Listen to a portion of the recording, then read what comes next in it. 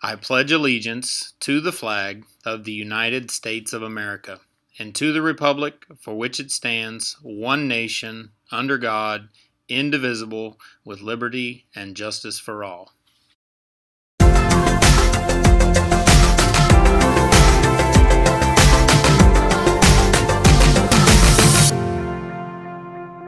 Many of you already know NHS has a backpack program where we feed the kids every single week from every elementary school in the county. So I'm going to tell you a little bit about the bags and what we put in them.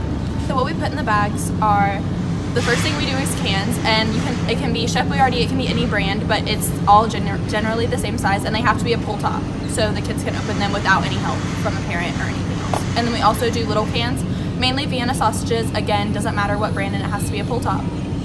So the next items are dry snacks such as goldfish and little graham crackers, as well as fruit snacks. You can also bring these boxes of cereal or small juice boxes and fruit cups, applesauce, yeah, all that stuff.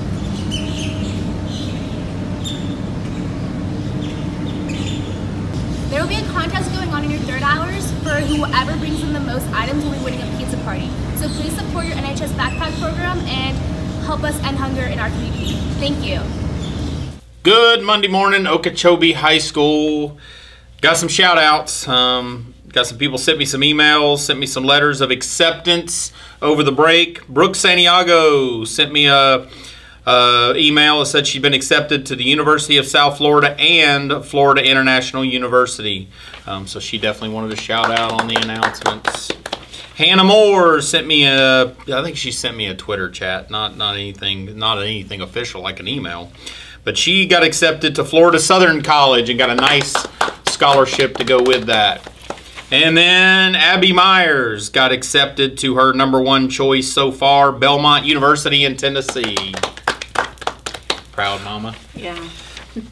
Okay, another shout out to the CTE auto students, and it might have been a couple more students that weren't necessarily in the auto program, but you guys worked with Mr. Anderson and some community members, community volunteers, the sheriff, and you guys put together a meal that fed over 200 people for Thanksgiving here in the cafeteria, so that is huge.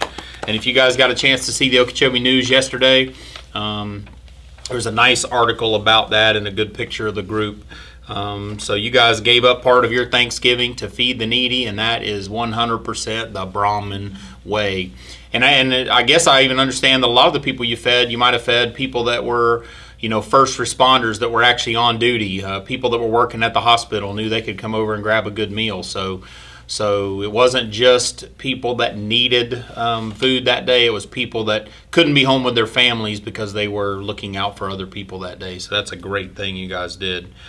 The only other reminder I'll give you is tutorial is going to start this week. It'll be an hour after school on Tuesdays and Thursdays, and the group will meet in the media center. So if you haven't filled out any forms or got a form yet, there's a couple different people you can see. We'll try to get some printed out in the office, but you can see Miss Kruger in Building 6. She'll have some forms. You can also see Miss Coleman in the Support Office of Guidance, the fishbowl there in the middle. But that's migrant tutorial starting. We got Title I tutorial starting. But if you need a place to stay and get some work done after school for an hour, if you drive, that's great. You still fill out the form so we know who's going to be there. If you actually need transportation home, you're going to have to get that form filled out and get it in so we can make sure we get you shuttled to either of the middle schools so you can catch one of those middle school buses home in the afternoon. And again, it's just something that'll get you through the rest of this semester. So get those forms in, and that starts like this week. So we'll be ready. Seniors, a couple of reminders. 5, that's the number of days you have left to order a cap and gown before the procedure changes and the price goes up. So please go to Jostens and get that taken care of this week. After November 30th, the price will likely go up, and I think you have to call them rather than do the easy process online. So get that taken care of this week. Also a reminder from Ms. Tabbert, if you over the break did some community service hours, please turn those forms into guidance. Do not hold them.